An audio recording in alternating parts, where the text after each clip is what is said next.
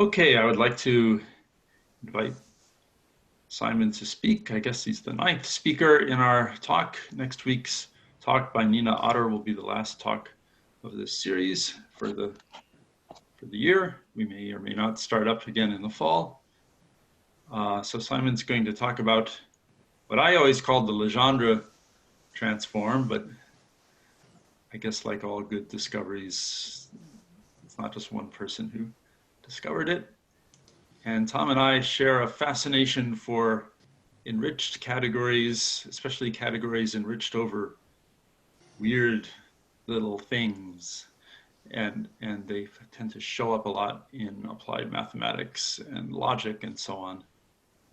And so we'll see how they show up in the Legendre transform. So go ahead, Simon.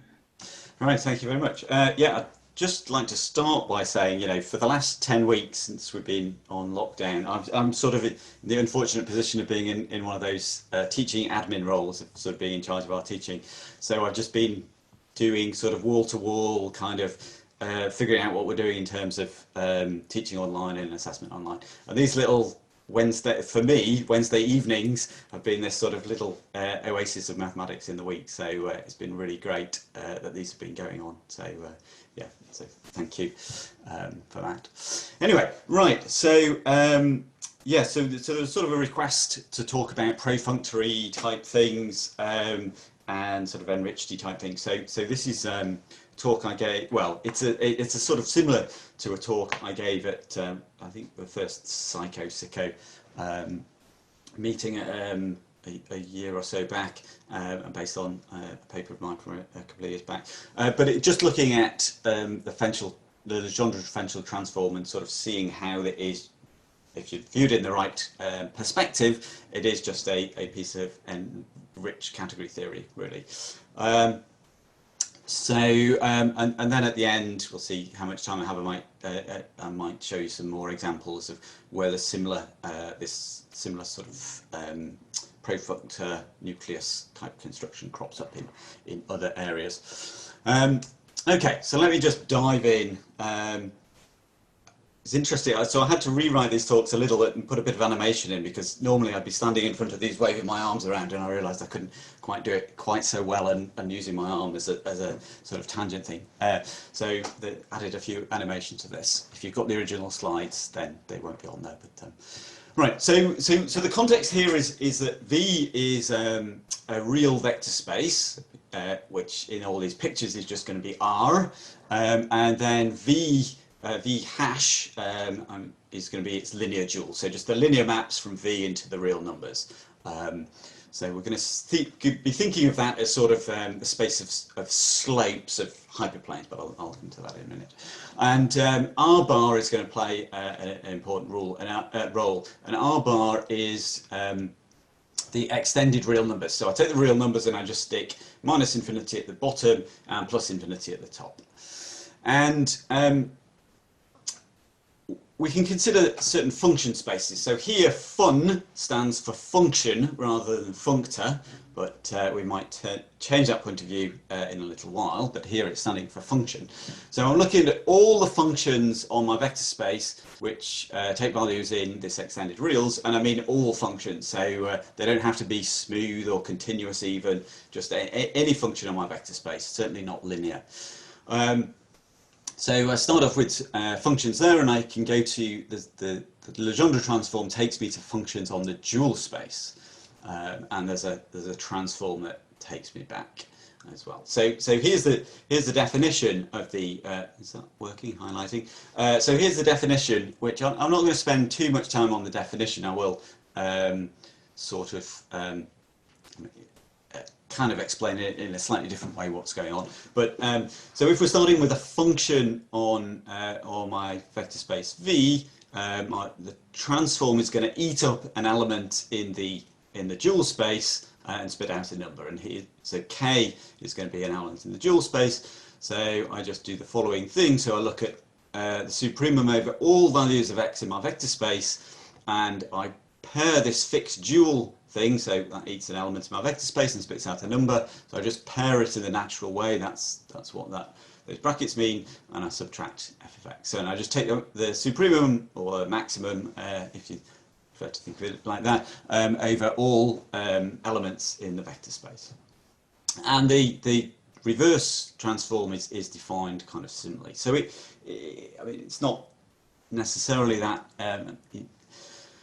clear, what's going on with this transform, but the transform is sort of encoding the information in this function in a certain way. So that's what transforms often do. They take the information in a function and they express it in a different way. So here, the Legendre transform, I mean, you can think of it as telling you something about supporting hyperplanes. So here I've got a function. So as I say, I'm just working with R, and this actually happens to be a continuous smooth function, in fact, but as I said, don't necessarily want to restrict myself to thinking about those. And a supporting hyperplane is a hyperplane. So by that I mean a sort of when I'm considering the graph of the function here. So I want to consider a hyperplane in this space. So that's a sort of a codimension 1 plane, an affine plane. So in this case, that's just going to be an affine line. So a line that doesn't a straight line that doesn't necessarily go through the origin. So there's one. So in fact, this is supposed to be a tangent line. Tangent line to that point there is actually what, according to my calculations anyway. But a supporting hyperplane is a hyperplane which touches the graph of your function and lives entirely on one side of the function, so lives below the function, in fact, and so it doesn't cross the graph of the function; it just touches it. So so here's some hyperplanes. So they are supporting hyperplanes of this function. So for a smooth function, often tangent lines will give supporting hyperplanes, but not all tangent lines are supporting hyperplanes. So if we take the tangent to the point here, that will cross through the function on either side. So that's not a supporting hyperplane. So as you sort of go round, you reach the bottom point, and then you sort of go around the other side, I think. Okay, and so the Legendre transform kind of takes the information in the supporting hyperplane. So here I've got this function, and I've calculated for you what its Legendre transform looks like, and it's this thing here. And it turns out, I mean, this might look smooth, but if I zoom in, oh, I wasn't drawing that like that before. That's interesting. So it didn't see the pointy bit before. Right. So this is not actually a smooth function at the origin. We'll come back to that in a second, because that's going to be kind of an interesting point. But what this does is, if we just go over here, so if it encodes the information in this supporting hyperplane. So I said an element in the dual is like a slope. I mean, so a slope of a hyperplane. So if you think of it, the sort of y equals a dual evaluated on x, as it were. So that's just giving you the slope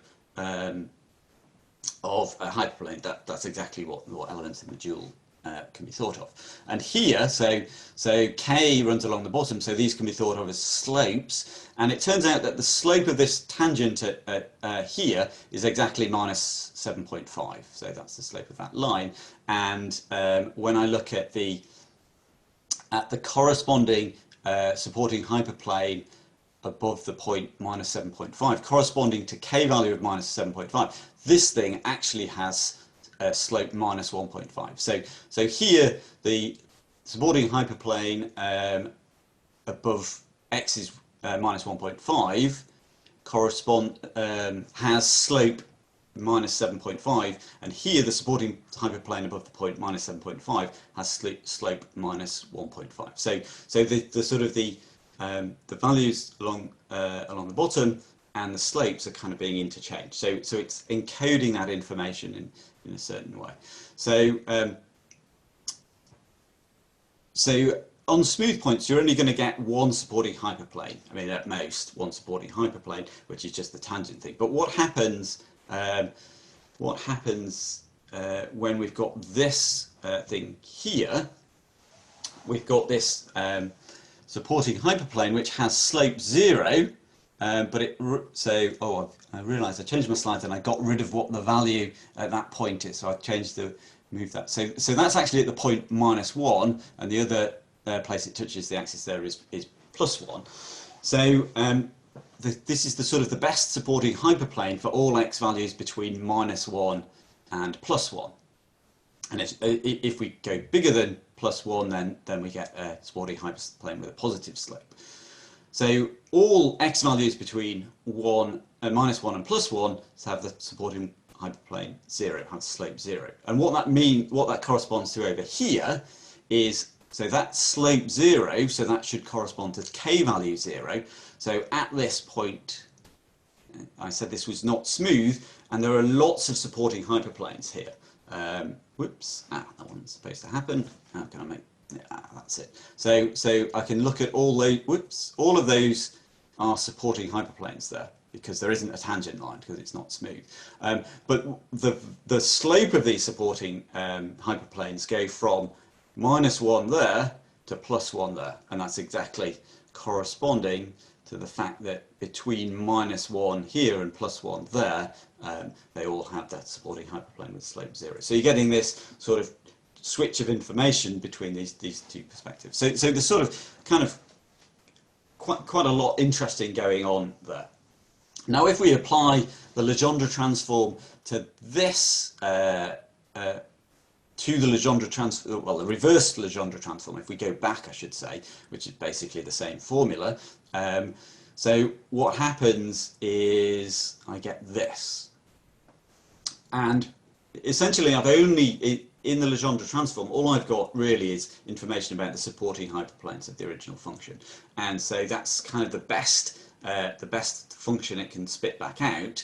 And so we get sort of the stuff corresponding to here, and then as it sort of fills in all the stuff at the bottom, because supporting hyperplanes can't kind of see inside that concave bit there. So turns out that what you always get is a concave function, a convex function as the image of the Legendre transform. So this thing here is convex, so it looks like this.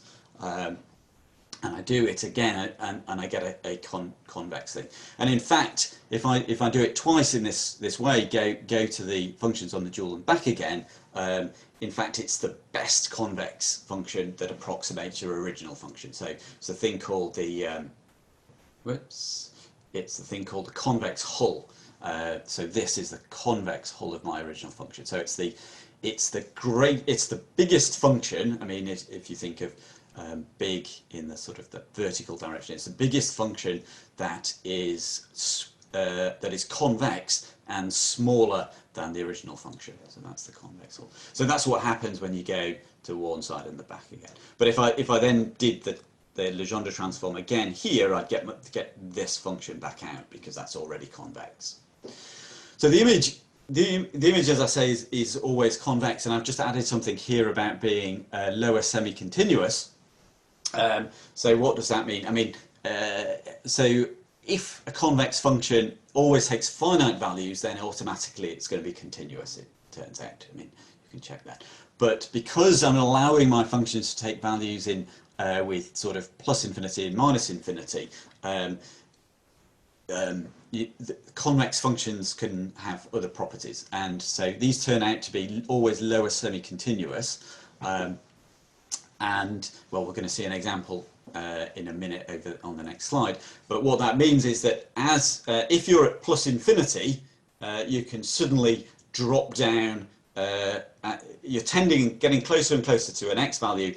At that x value, you can jump down to a finite amount. So you can have jumps, but they have to be as you tend towards a point from +∞. Well, as I say, we'll see an example of that in a second. But I'm just going to ignore this bit and just talk about convex functions. But there is this extra condition I should mention.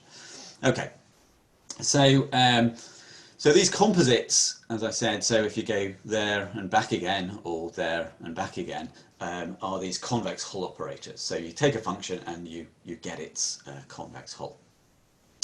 And in fact, what it gives you is an isomorphism. So it actually, if we restrict to the set of convex functions inside here and the convex functions inside there, it gives us an isomorphism between the sets of convex functions. So that's reasonably sort of standard fact about the Legendre transform. So I want to say something which is probably less Todd had a now. Yes. Todd Trimble had a question. He said, "Aren't all convex functions continuous?" And I was guessing that maybe that has something to do with you including infinity. Yes. So let me just repeat that. So if your functions are finite, so if I was just taking to R, not R bar, then they would automatically be continuous. But because I'm including infinite values, let me swap over to the next page and show you an example. So here, let's look at these two functions here. Well, the graphs of these functions, the brown function and this black one. So the idea is that where I've not drawn the function, it's plus infinity. So these two functions are plus infinity outside the interval -1 to 1, and so they're convex, but they're not continuous. But they are lower semi-continuous. So as you get closer and closer to 1, you suddenly drop down to a finite value. Okay. So lower semi-continuous means you can suddenly drop down as you, but not jump up. Yeah. So you couldn't jump as we're getting closer and closer to 1 here. I couldn't suddenly jump up to plus infinity. I can suddenly drop down, and that's the lower bit. I can never remember which way round these are, so I just I can see the picture and I can see the words, so I know which way they're going together. But yes, right. Okay. Right. Okay. So let's just have a look at a bit more structure on there. So these functions actually have what I'm calling an R-bar metric structure. So this is a rather large generalization of the idea of a metric. So this R-bar metric structure is, what I've said here, is an asymmetric metric with possibly negative distances. So you kind of wonder, well, what's left of metric there? Well, I mean, so it's a pairing between functions, and it spits out an extended real number. And the important point that allows me to use the word metric is it satisfies the triangle inequality. So that's the important point for me. Well, we'll see what else. There's another thing it satisfies. We'll see that in a bit later. But we define this as follows. So the distance is just the supremum of the difference between the two values of the function. So when you're usually doing stuff about ordinary metric spaces and function spaces, you would have this submetric, but you would have an absolute value signs around this difference. So you take the supremum of the absolute value of the distances. So how far apart do the functions get? So what I want to do here is actually take into account the sign. So let's have a look down at the bottom here. These two functions, and let's just calculate the distance from f1, which is the black one, to the brown one, which is f2. And I'm supposed to say how big. So what is this? This is how much do I have to go up from f1 to get to f2? Is one way of saying that. So if I'm over here, if I'm on the left here, from f1 to f2, I have to climb 1, and then I have to climb less than 1, and then I have to climb a sort of negative amount. So climb, I mean go upwards. So when I'm going down, I'm saying that's climbing a negative amount. So here, this is climbing a negative amount. So the most that I've got to go up to get from f1 to f2 is 1. So the distance from f1 to f2 is 1. And if I do it the other way around, the distance from f2 to f1, what's the most I have to ever go up from f2 to f1? Well, there I'm going down, I'm going down, I'm going down. Here I'm going up a little bit more, and then I've got to go up 3 along here. So that the distance from f2 to f1 is 3 in this case. But I can recover your sort of traditional submetric from this by just taking the maximum of the distance from f1 and the distance from f2 to f1. So okay, the maximum of these two gives the usual sub. So these two distances well, this single distance, but the distance in the two directions, gives you a refinement of the usual subdistance. So it's sort of nice in that way. So there's sort of more information in there. Now it turns out that this Legendre-Fenchel transform is distance non-increasing. So we'll see a sort of highfalutin reason of why that is. And then you get to this sort of non-standard piece of theory of the Legendre-Fenchel transform, which, yeah, it's not in your sort of your basic treatment. You know, if you pick a good book on Legendre-Fenchel transform, excuse me, you'll discover this. I mean, I kind of found this by doing the category theory, and then someone told me that it's actually that it is actually called tolerancing a duality, and it is a standard piece of the theory. So this says that if we restrict to the convex things inside here, not only is it distance non-increasing, but it's actually an isomorphism. I mean, it's isometry, if I can use that word for these things, which is quite a big generalization of a metric. But so here I can just illustrate this, and you can see. So I've got F1, and I've got its Legendre-Fenchel transform, which is the black thing here. And as I said, it's infinite outside the interval plus from -1 to 1.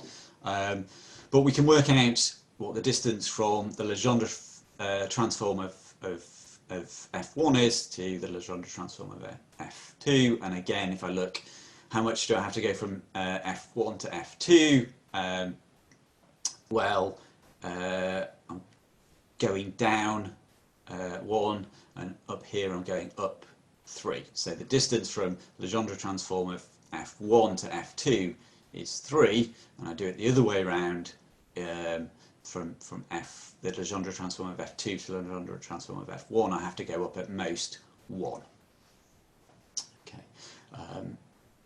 What I haven't told you, I mean, there's a subtlety about what the arithmetic of plus infinity and minus infinity. It's not completely obvious, you know, so plus infinity minus plus infinity is different to plus infinity plus minus infinity. So there is some subtlety there, but we're only dealing with finite things here, so let's not worry about that. But the point here is we get the same as the other distances, but they're swapped around. I mean, so that's what this op is doing. It's just that 1 is the distance from F2 to F1 rather than the distance from F1 to F2. So you get this swapping around of the distances, but you get this isometry between these two convex functions. So this is a sort of this nice kind of structure on convex functions, which is coming from the Legendre transform. Right. Okay, so that's kind of the context of the sort of analysis type maths.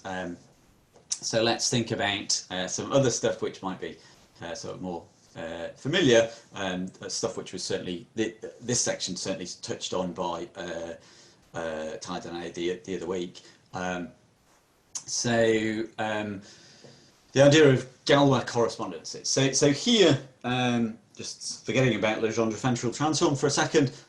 So we've got two sets G and M, and we've got a relation between them. So let's just think that maybe G is some set of objects and M is some set of attributes. So maybe G is the set of all species of animals in the world, and M is some set of attributes that they might have. Maybe have 4 legs, give birth to live young, have wings, whatever. So some set of attributes and some set of, say, the species of animal in the world. And we define the relation between them, so G R M, if object G has attribute M. And so this gives rise to a pair of maps between the ordered sets of subsets. So I've got the power set of G and the power set of M. So the power set of G, that's just subsets of G, and from a subset of G, so from some set of objects, I want to get a set of attributes. And all I do is I take all of the attributes which are satisfied by the maximum set of attributes that are shared by all of those things, those objects that I'm considering. And to go the other way, if I've got a set of attributes, I just take the set of all of the objects which have those attributes. Okay. So then I've got this. Then I can sort of compose them. So I can start off with some set of objects, and then I can come back to get a set of attributes and then come back. Turns out this is a closure operation. So let's just think about that for a second in this example. So I take some set of species of animals. Let me say I'm going to take all animals except zebras. All mammals except zebras. And then I take all the attributes that are shared by all mammals, but where we're not considering zebras. And then I go back the other way. I consider all animals which have all the attributes that are shared by the mammals, where I've forgotten about zebras.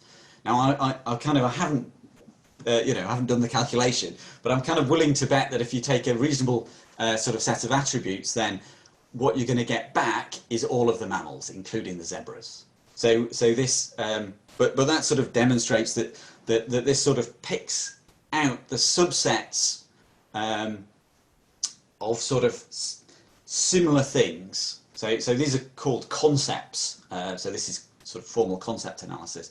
So you start with some set of things, you look at all their attributes, and you look at the bigger things which include them and with the shared attributes, and that gives you the concept, which includes your original thing. But if you do it again, you go back and forth again, you're not going to get any bigger. So it includes your original set, and if you do it twice, it doesn't add any more. So that's a closure operation. Okay, and so if you look at these closed subsets, the things that you get as the image of these operations, these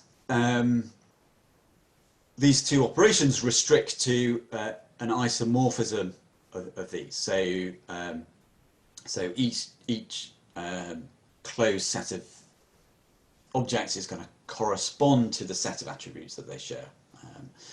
And this is called a concept lattice. So these are both going to be ordered sets, ordered by inclusion here and ordered by the opposite to inclusion on the other side. So yeah, so if I increase my the number of objects in that I'm considering, then the number of shared attributes is going to decrease.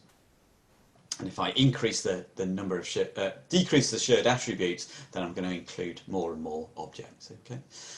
So you just start with two sets and a relation between them, and you end up with this isomorphism of certain subsets of objects and certain subsets of subsets of one of the sets and subsets of the other, and you get this isomorphism of ordered sets between them. And I just want to sort of digress slightly for the second, mainly for the more mathematical in the audience, just to illustrate this in sort of, this really does crop up in many sort of classical, or this is how many classical dualities kind of arise. So I just picked two, one from algebraic geometry and one from Galois theory. So in algebraic geometry, we've got the sort of algebraic, so we take n-dimensional complex space, and we've got algebraic sets inside there. So these are sort of kind of, I guess, more or less algebraic varieties. I find algebraic varieties kind of thing. That's solutions of polynomial equations, and the theme, the sort of central duality of algebraic geometry is that you can study these by instead studying ideals in the polynomial ring on n variables. In fact, they're radical ideals. Let's not worry about what the word radical means here, but these are ideals of polynomials, so you get that duality between those. And in Galois theory, so you're looking at fields. So if you've got a field K, and which is a subfield of another field L, and you can look at the fields that lie between them, and this set of these intermediate extensions between K and L correspond or in duality with subgroups of the Galois group of K, of L relative to K. So the field automorphisms of L which fix K, if you look at all the subgroups. Now, these are just two classical dualities. Whoops, go the right way.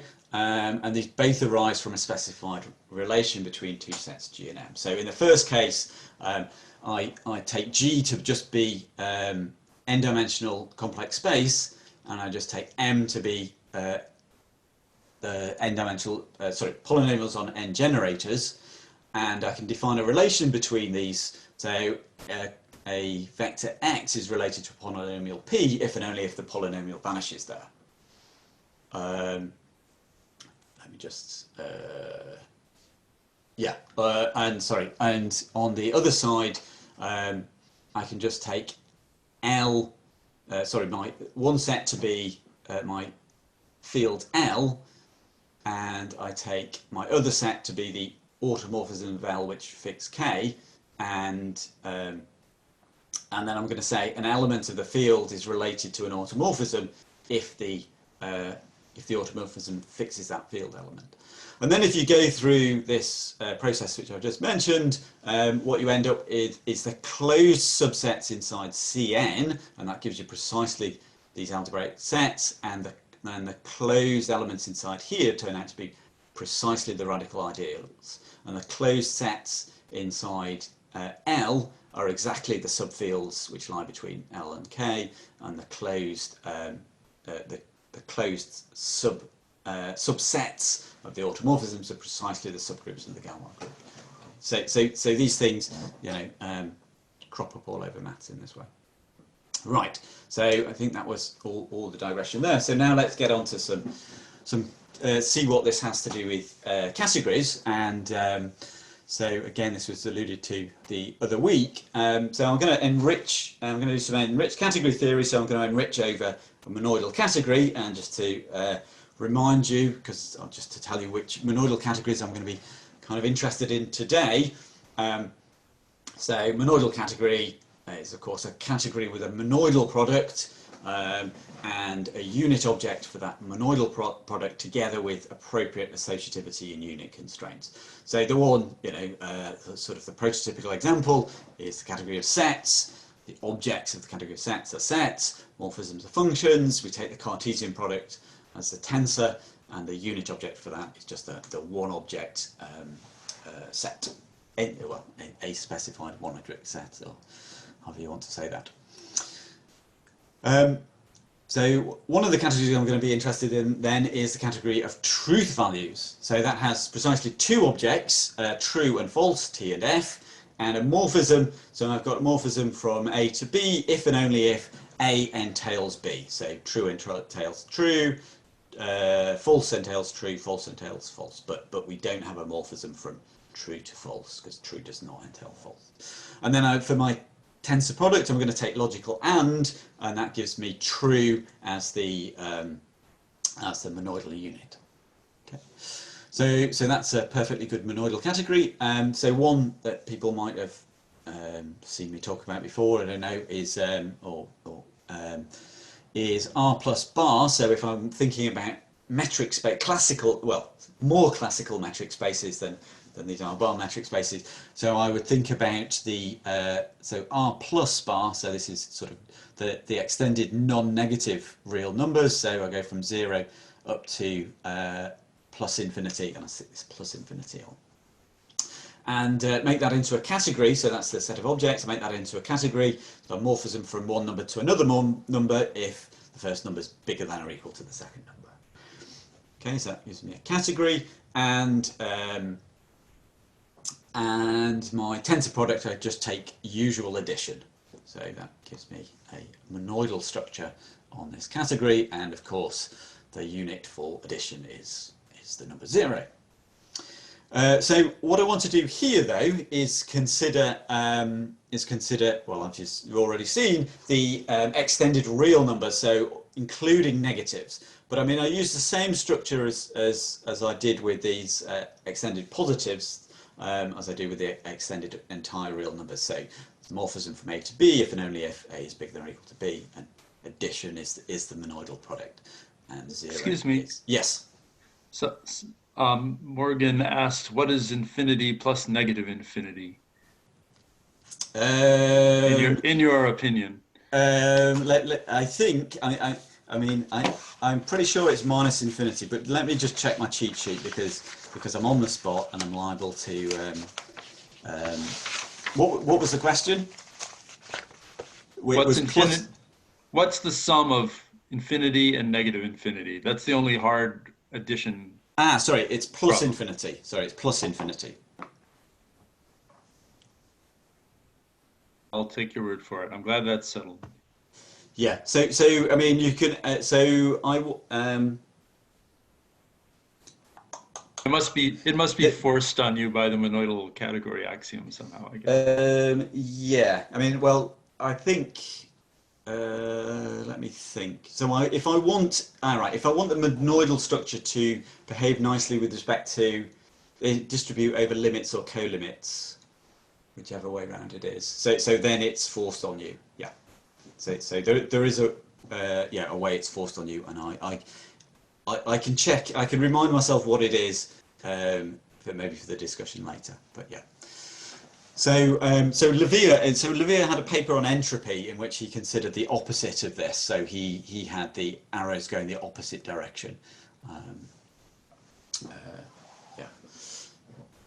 another context. Right. Okay. So just to remind you what enriched categories are. So enriched categories. Well, start off with a categories, and category consists of a set of objects together with a specified set for each ordered pair of elements of objects in the category. Now I can just rewrite that, and a set is the same as an object in the category of sets. And then for each triple, I want some composition. So, well, a function, that's the same as a morphism in set for each triple, which is composition, where I'm using the Cartesian product in sets there. And then for each object, I want an identity element inside the Hom set. Now, I just want to rewrite that. I want to think of that as a morphism in set. So, which just picks out the identity element. So I'm just using my one element set and just picking out. And these are supposed to satisfy appropriate associativity and identity constraints, which you all know. But then I can just change this definition into the definition of an enriched category just by replacing the word set everywhere except here, where I have the category of sets. I just replace it with my monoidal category V. So a V category consists of, well, I still have a set of objects, but now I don't have an object in the category of sets between each ordered pair. I have an object in V, and for each triple, I have a morphism in V between the tensor product of those two objects to the third one, and I just have the unit object instead of this one element set. So my identity now is just a morphism from the one element set in from the unit object in V to the V object from A to itself. Okay, so that was just how I've got a V category, and now I can do that with, for instance, truth values. Just run through this. So for each ordered pair of, so I've got a set, and then for each ordered pair I have a truth value associated to them. So I'm going to think of this as like a relation between, whether a relation is satisfied between A and B. So C of A and B is either true or false. So I can think of that as A being related to B or not. And then I have, so the existence of a morphism between the tensor product means that translates as entailment, so from CAB and CBC to CAC. And if we're thinking of this as a relation between A and B, this is saying if A is related to B and B is related to C, then A is related to C. So this is just saying my relation is transitive, and this is saying that my relation is so the identity thing says that true always entails CAA, so CAA must be true, so A is always related to itself. So a truth category is precisely what is called a pre-order, and we can just write that as an order, so A is less than equal to B if CAB is true. So this fails to be a poset because we don't have that if A is less than or equal to B and B is less than or equal to A, then it does not necessarily imply that A equals B. So it's a slight generalization of a pose set. Okay, so then when we have an R bar category, so for each ordered pair, we've got a number between minus infinity and plus infinity, and for each triple, the existence of a morphism between the tensor product and the other object translates precisely as just that the sum of those two things is bigger than or equal to that sum. So if we're thinking of CAB as some generalized distance, then composition becomes precisely the triangle inequality. Okay? And then the existence of a unit becomes the fact that 0 is bigger than or equal to the distance from A to itself. Okay. Now these appropriate associativity and identity constraints actually turn out to be trivial in this case, so there is no actual other conditions. So this is precisely what I was calling an R-bar metric space before, and I can just think of this number CAB and I just write that as the distance. So let me just spend a second talking about this condition here. So normally you'd expect that the distance from A to A is always 0, but I do allow negative distances. It turns out that in conjunction with the triangle inequality, the distance from an object to itself is either 0 or minus infinity. And if the distance from an object to itself is minus infinity, then the distance to every other object is either plus infinity or minus infinity. So you have these things where the distance to itself is 0, and then it can be finite distance to other things. So you've got this sort of splitting of these infinite objects and these finite objects. But so not, you can't just have arbitrary negative distance to itself. I mean, yeah. So anyway, let's just sort of look at some more structure now. So if V is particularly nice, and I'm really thinking about these sorts of kind of Posetti type V's here, but if it's braided, closed, complete, and co-complete, which all of these examples are, then we can define what a V-functor is. I'll say what this is in these examples down here, and on the collection of all V-functors from any V category to V, I can define a V category structure. So, in the case of sets, these would be, well, let me just go through this table. So the sort of usual thing, I mean, for sets, a V functor is just a functor. So here we're just getting a functor from your favorite category into set. So that's like a pre-sheaf, but we don't have an op, so we'll call that a co-pre-sheaf. And what is the structure of category on all co-pre-sheaves? Well, that's just the category of co-pre-sheaves, and the morphisms there are just natural transformations. So we just have the category of functors and natural transformations. When we have truth, I mean, a V functor between, so a V category was just this ordered set, this pre-order, and an order-preserving functions turn out to be the V functors. And what is the analogue of a co-pre-sheaf? Well, that turns out to be upper closed subset. So why is that upper closed subset? Well, we've got an order-preserving map to true or false. And you can just look at the pre-image of what true is, the pre-image of true. And that's going to give me a subset of my original pre-order, and it turns out at upper close, which means if something's in it, then everything above it is also in it. So yeah, if something maps to true, because this is order preserving, everything above that will also map to true. So my subsets are going to be upper closed in this sense. So if an element's in it, everything above that element is also in it. Okay, but I said I can make that into a V category, I can make that into a poset, and it turns out, well, the poset, we're just looking at the collection of all upper close subsets, and we just make that into a poset itself by ordering by inclusion. Okay, and that's what drops out. Now with R bar things, a V functor turns out to be a distance non-increasing map. So we got two R bar metric spaces, and you look at functions which don't increase the distance. They might shrink the distance, they might keep the distance the same, but they don't increase the distance. And then this analogue of co-pre-sheaf is just a function into the extended real numbers. And what is this functor category of co-precies? Well, it's precisely the thing I was calling fun from x to r bar. Well, so this is now means distance non-increasing. I didn't have that condition earlier, if you think back, but we'll see why in a second. But this itself is supposed to be an r bar metric space, and what's the r bar metric space? Well, as you can see here, it's exactly the one we were looking at earlier. So that's the one that pops out from the category theory. So this here now, fun, is standing for functor, functor and functions. Okay.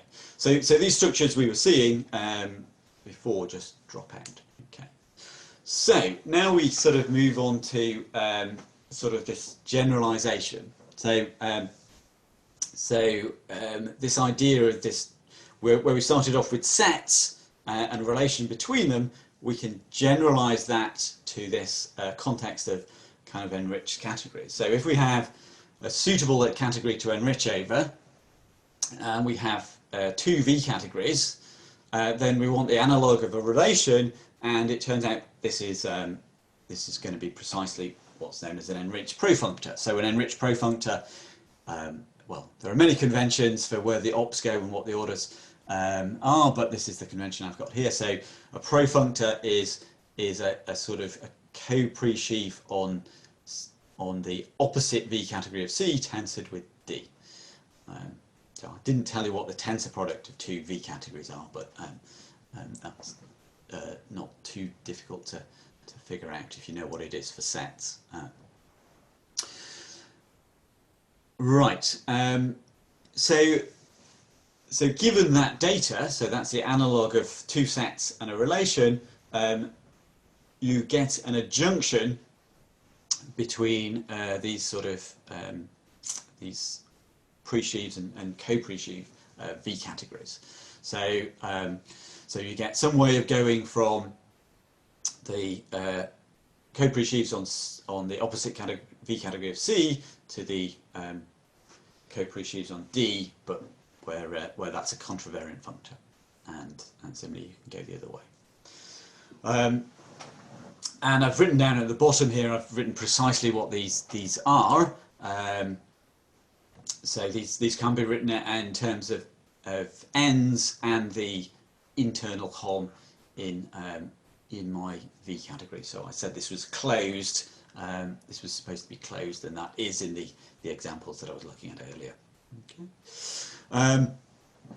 And sitting inside here, you can look at the V categories here, on which the sort of double composite, you go and come back, where that restricts to the identity, and that's sort of the closed part, and you get this equivalence of V categories.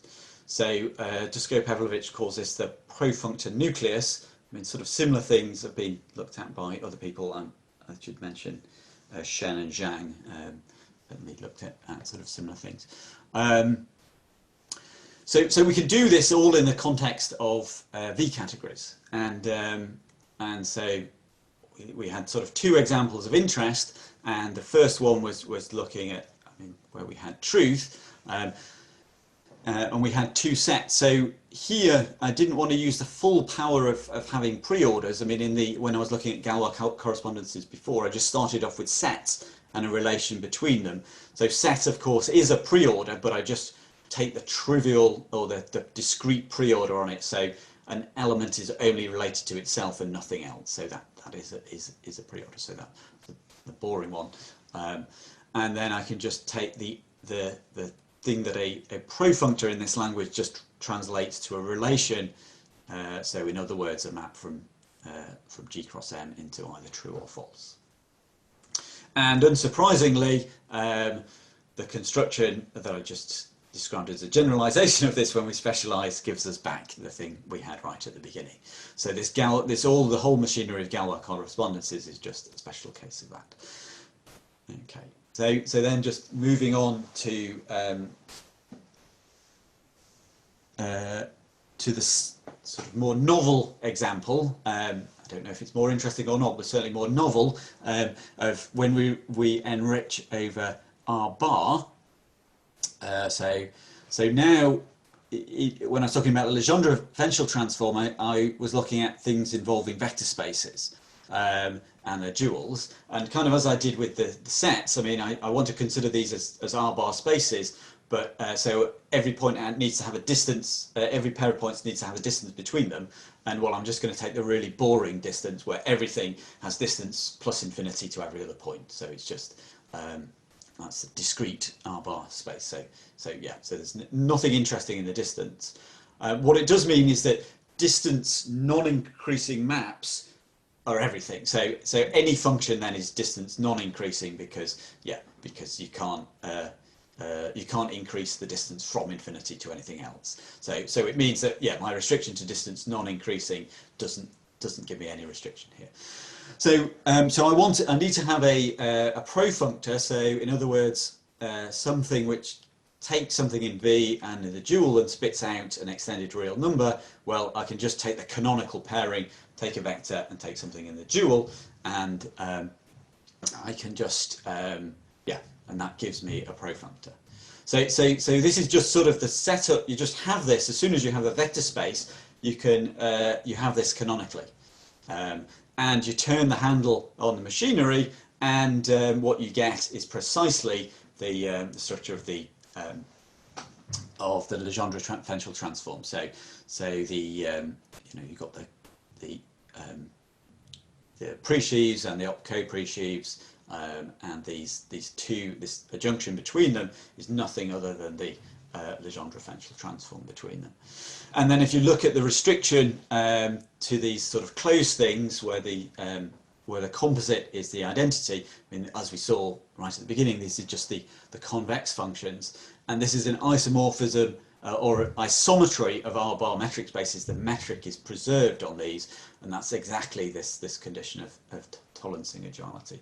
And if you sort of, let me just flip back to the things in blue that you weren't necessarily having to look at. I mean, these things, when you write them down, translate precisely to the formulas that we had right at the beginning for the Legendre transforms.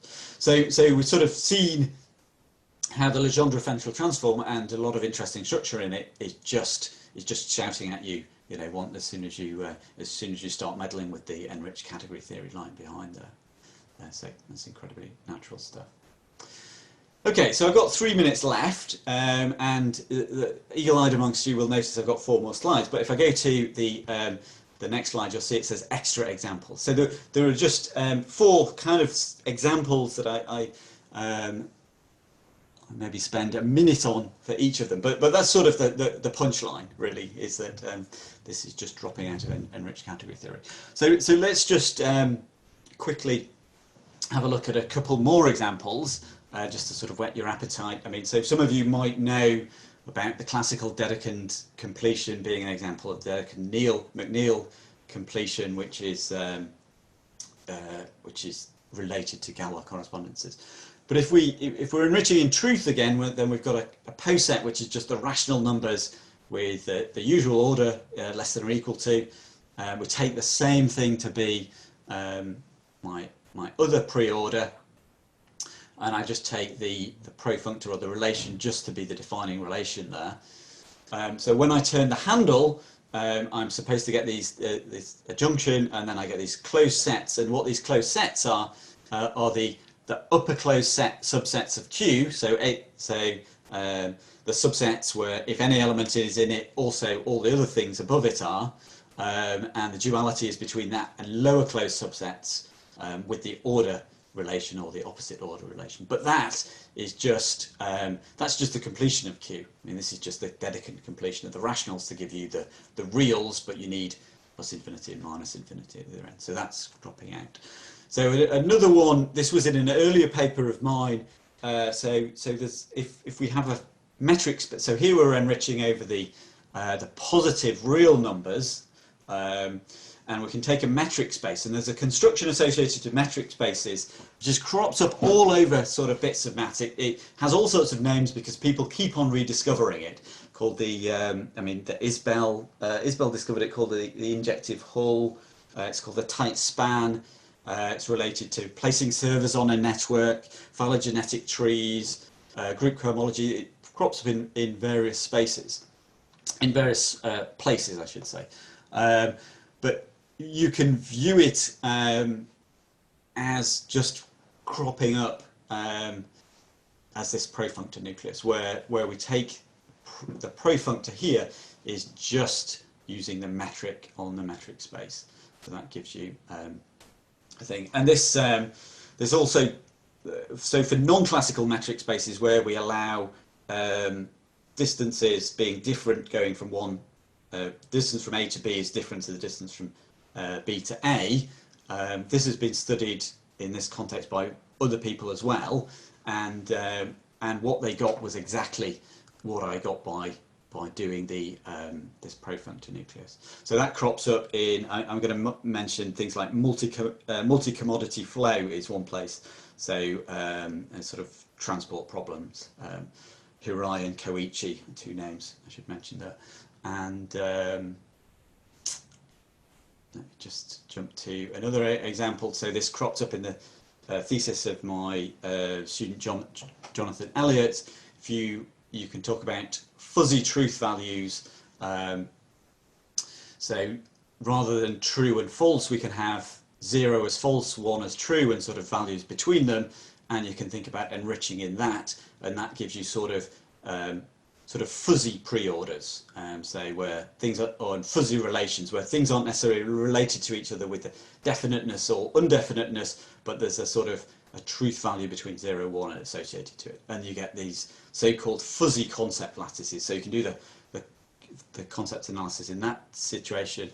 And then finally, I just want to mention another sort of optimal transporty thing, where this was taken from Villani's book. This was mentioned to me in the N Category Cafe about 10 years ago by Tobias Fritz, where we were enriching over real numbers.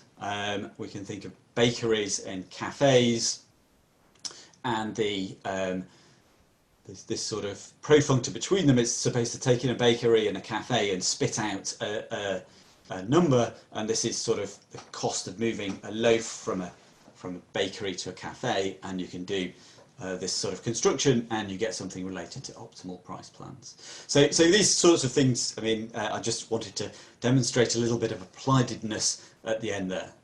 So I just whipped through those, but I think I'll drop back, in case I sort of lost people flying through those.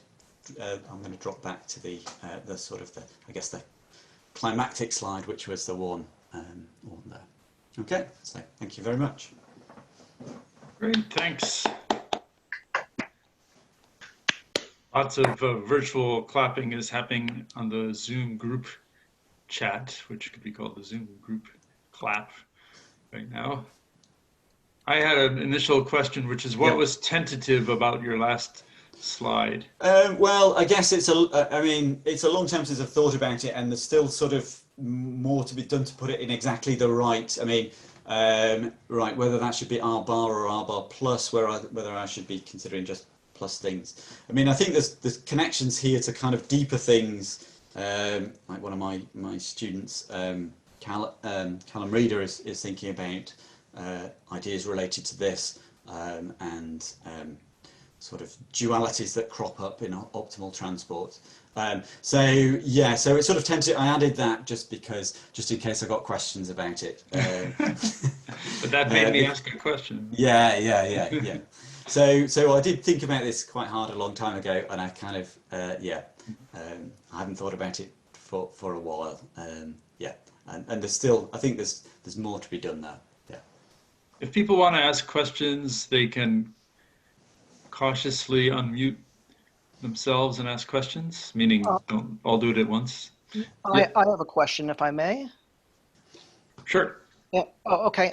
Very nice talk, Simon. Thanks so much. Thanks. I thought it could have been an auditory hallucination, but I thought I heard you say something about group cohomology as an example of Isbell conjugation. Oh, sorry. No. So I did say the word group cohomology. So I think so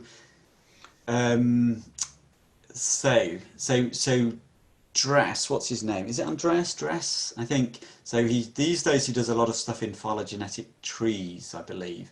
But he was interested in the tight span. So he was one of these people who rediscovered the tight span of metric spaces, not the full directed version. But he was working originally in group cohomology. So it was really, so it was that this tight span of metric spaces, it was one of the places where that had cropped up. Yes. Oh, okay. Thanks. It cropped So up. not as exciting as you'd hoped, I'm afraid. Yes. Oh, okay. So you're not saying it applies to group cohomology, or are you? So not in the not the stuff I was thinking about. I mean, I think you could do it with a lot less sort of. Yeah, I mean, no, I'm not saying it applies to group cohomology. I think. I mean, so the tight span has been used in that context. I would say. Yeah.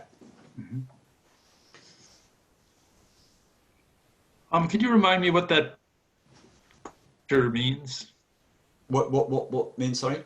What that green picture there? What right. So it's a picture remind you in the Platonic sense. I didn't actually tell you what it meant. I mean, right. so I was just throwing it up at the end. So here's my metric space, and the idea is that associated to this metric space, there's a thing called the tight span, which is a certain other nice metric space, which is sort of the minimal nice metric space that this embeds in, and that turns out to be this tripod here. So you sort of stick a dot in the middle and join the legs up in a certain way, putting certain distances on them, and that's sort of the classical tight span. So if you do this construction I was talking about, this profunctor nucleus, what it gives you is not a metric space, but this generalized metric space in the sense of a via. So it's not symmetric, and the thing that gives you is this green thing here. So the green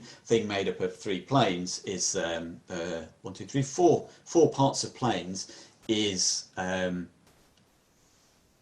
this nucleus. So the analog of the set of convex functions or whatever. So that's the thing you get spat out by the construction. The analog of the convex functions here. So there should be 2 of them. There should be 2 pictures, but I've only drawn 1. I mean, there's 2 pictures looking slightly different, but being isomorphic. And this is what is spat out by the construction, and this is the directed tight span of Koichi and Hirai, for instance. And sitting inside there in a canonical way is this classical tight span. That's a very brief version of it. So I noticed that in both. Example 1 and example 2, the profunctor that you're taking the nucleus of is just the HOM. Yes. And that seems like a very important case, I guess. Yeah. So that's sort of the. I mean, I guess I didn't say that, and thanks for bringing that up. So that kind of came before the other. So this I would think of as being the Isbell completion rather than the profunctor nucleus. So where you take the HOM as being the profunctor.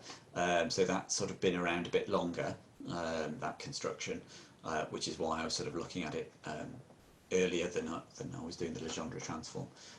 So this. So you're taking an enriched category and you're somehow completing it by throwing in objects that could be there and still have some nice property. Can you say a bit more about what that amounts to? I think not in that generality. I mean, nothing sensible. I haven't. So in the case certainly of you're starting with a poset here. So all the examples I'm considering these sort of posets rather than more exotic categories, and these are complete. Then this construction you get is complete and co-complete. So in this Isbell construction where you start off with the HOM, you start off with an enriched category, you do this construction for the HOM as I've done in these first 2 examples, you get a new enriched category, and your original category embeds in it, and this is a complete and co-complete thing, and the embedding is both continuous and co-continuous. So it's sort of got nice properties in that respect. Yeah. So you can characterize these things in terms. So actually, just thinking, there's a recent paper of Soichiro Fuji, and it might hark back to other people. Can't remember if he characterizes this in some way as being some injectivity condition. So these tight spans, they're sort of injective metric spaces, and this is sort of the universal injective map for metric spaces, whatever those words mean. And I think he characterizes this Isbell completion in this way.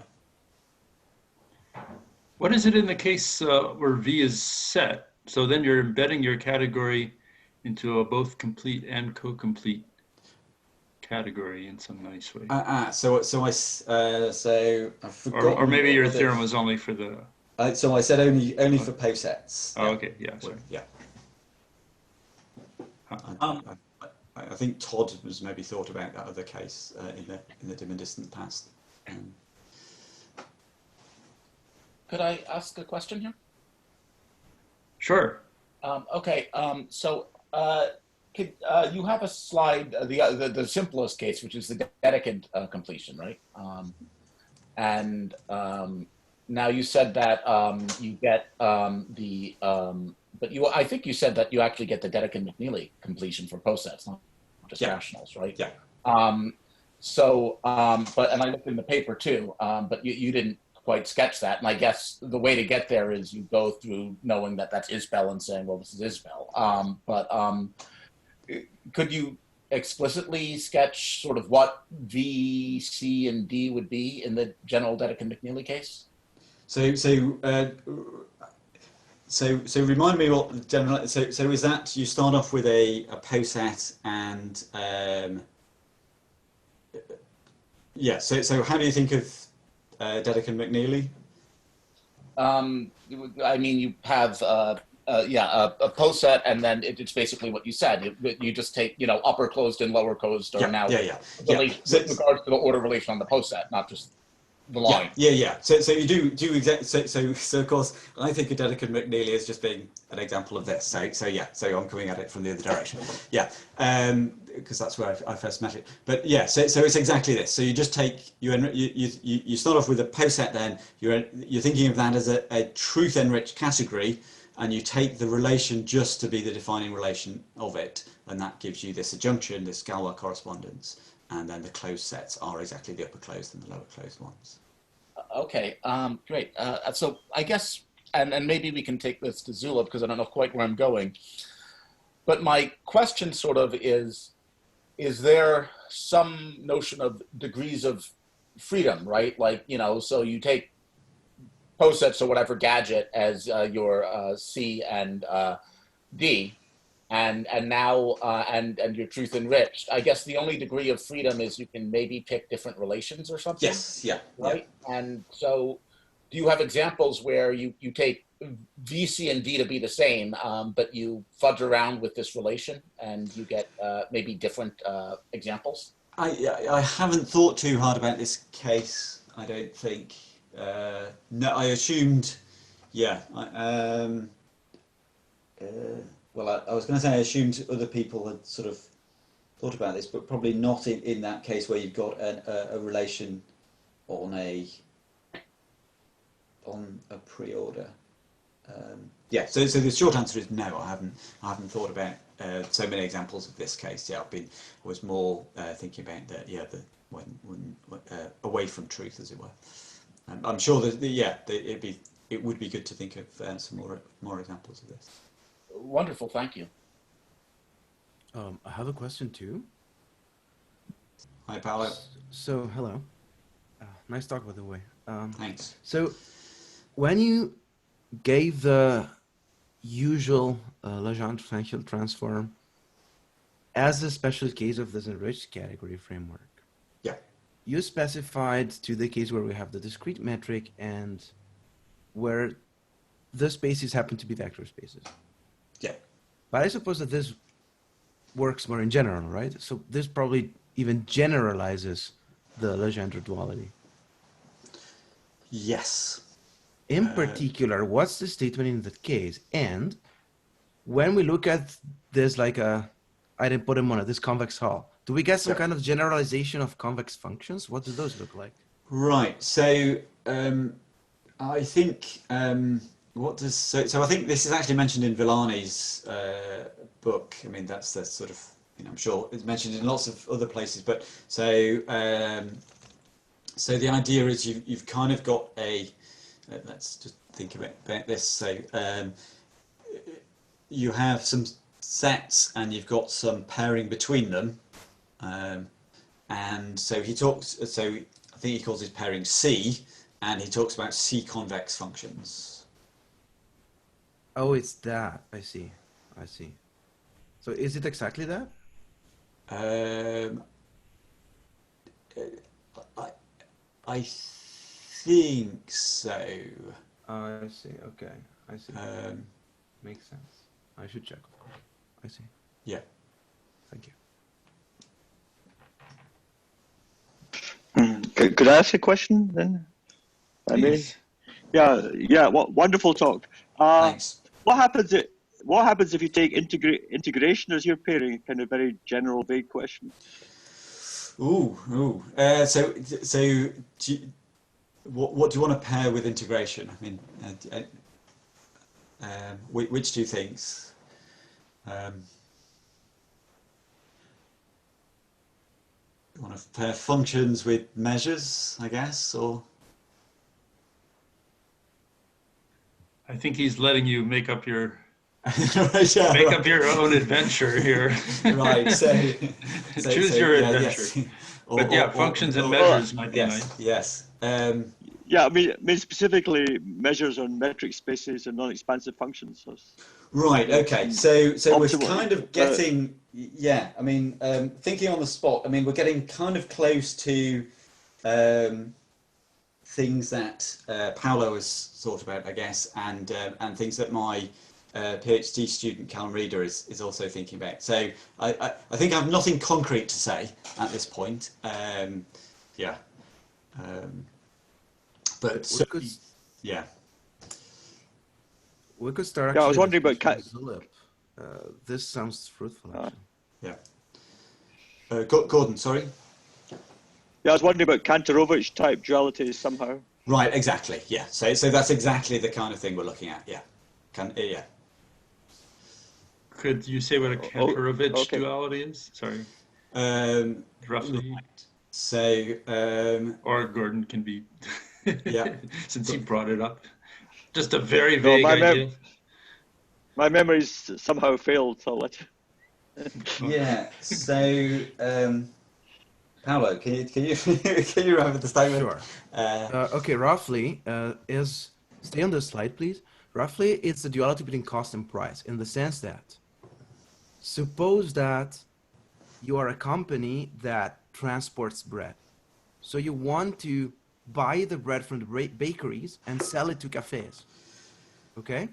And of course, the price at which you sell it to cafes has to be a little higher than the price at which you buy it from the bakeries, because you want to get back your costs of transportation and maybe even something for you, right?